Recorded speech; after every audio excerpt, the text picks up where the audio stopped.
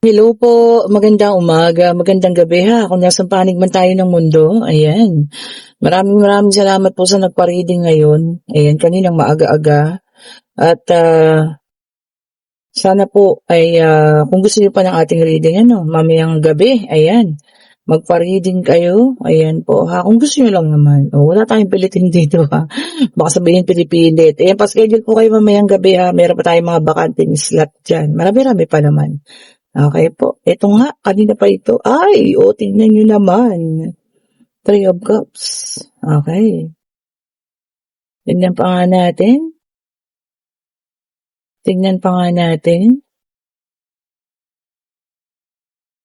Ito na. Ano ba ito? Then, meron tayo ditong Eight of Cups. Ayan. And then, meron din tayong Knight of Pentacles. Okay po.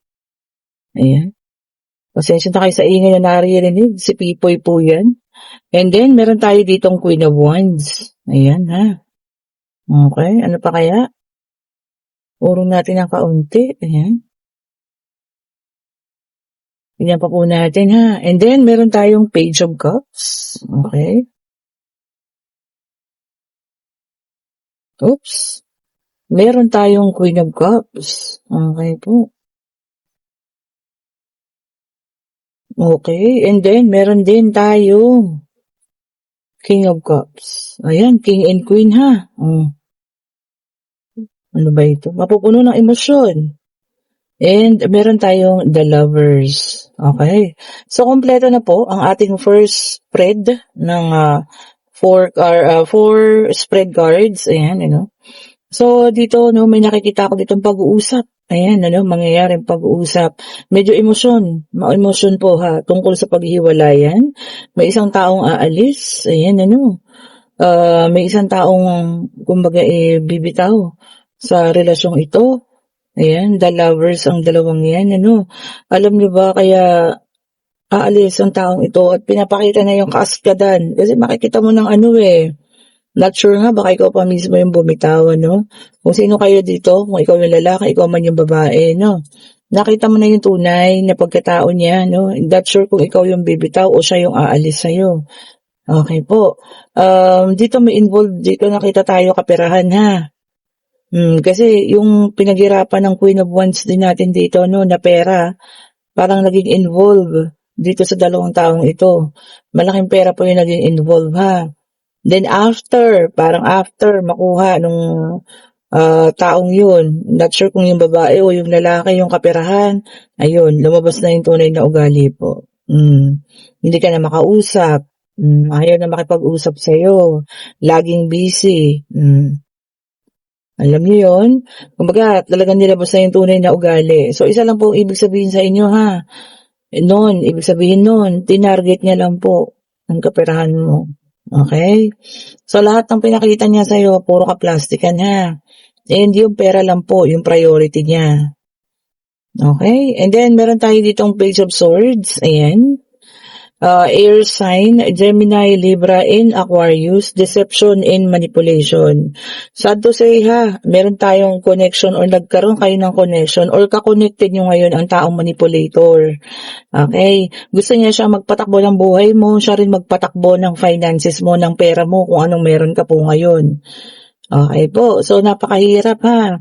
Ngayon, siguro, makikipag-usap siya sa'yo ng ganyan. Nakuha niya na yung perang gusto niya sa'yo nakakaramdam na siya na nararamdaman mo na hindi ka naman talaga niya mahal. So, ayun po.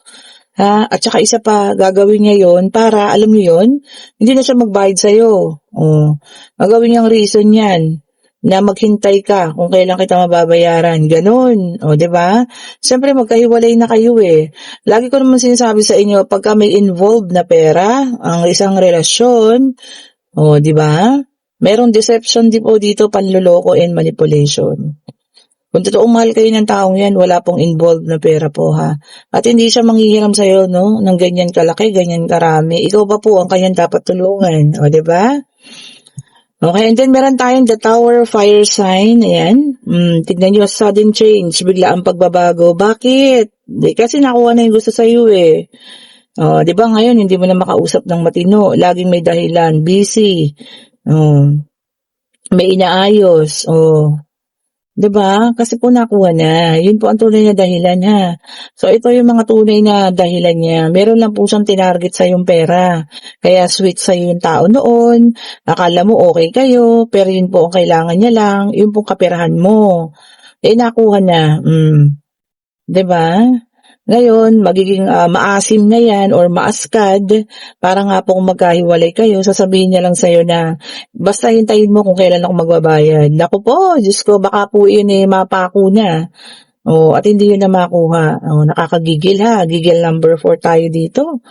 Ba't may mga taong ganito 'no, manggagamit, ginamit ang pagkakataon baka panahon na yun malungkot ka 'no, may problema ka, ginamit ang pagkakataon na yun para alam niyo yun, hot-hotan kayo. Ngayon eto na, nagpapaalam na, 'di ba?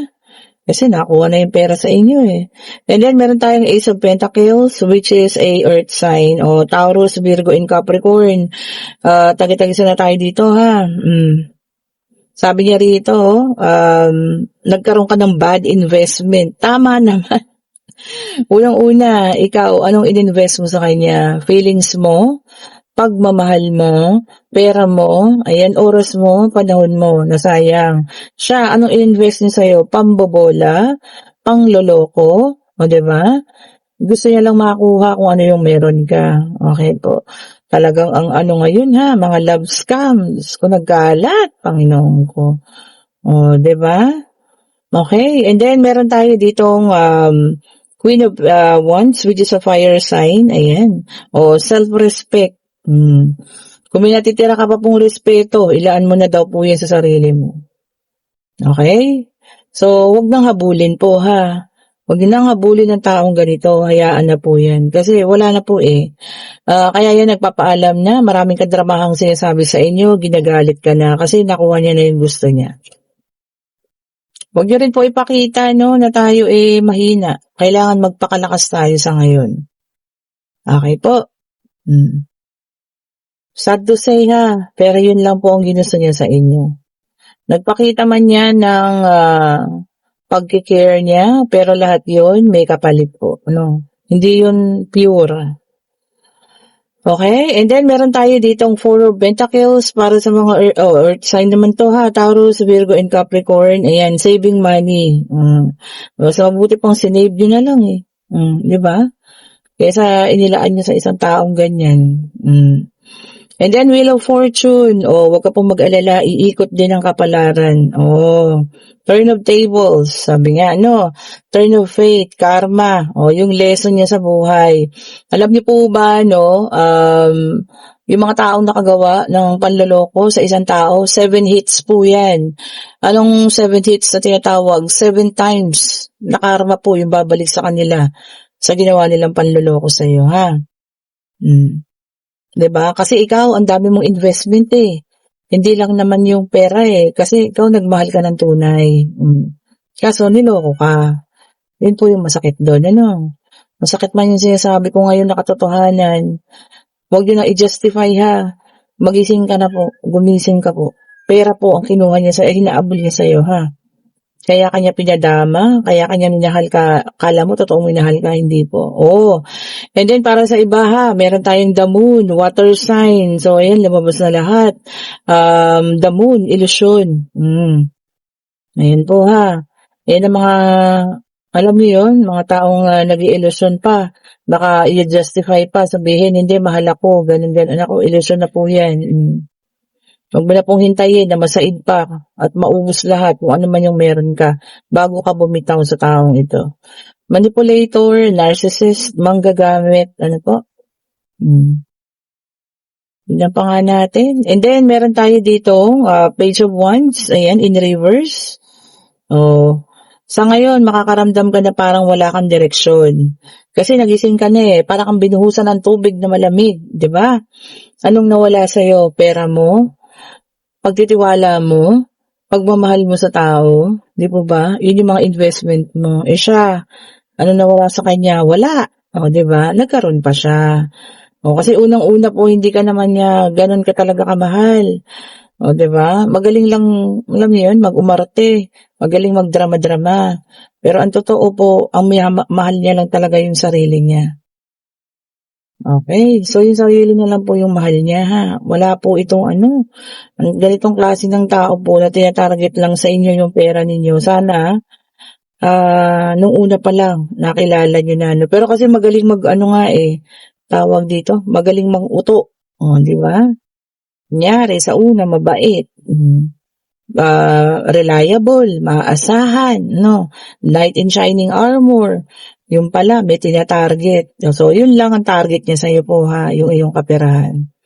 Ang sakit no? Okay po, pero yun ang katotohanan. Gumising ka na po ha. And pwede na kayong magtanong. Ito po ha, pwede itong financial, pwede pong pangyayari. Ayan. Pwede rin pong pag-travel kung ano man, maaari po kayong ang tawag dito, may sitwasyon ngayon. Ayan, answerable by yes or no. Divine Universe, ibigay mo po sa amin ang kasagutan sa kanilang mga katanungan po, ha?